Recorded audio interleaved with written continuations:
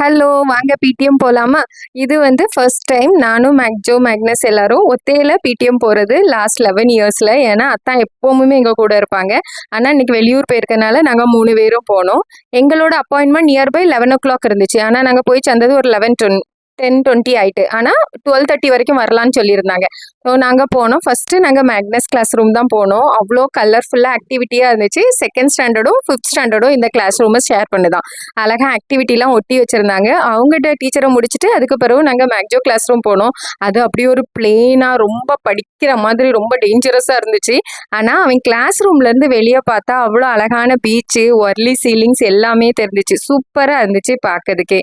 அதுக்கு பிறகு வந்து கீழே வந்து அவங்க ஸ்கூல் ஆரம்பிச்சு 175 இயர்ஸ் ஆயிட்டு. ரொம்ப ஹெரிட்டேஜ் பில்டிங் மாதிரி இருந்துச்சு. அதுதான் இது.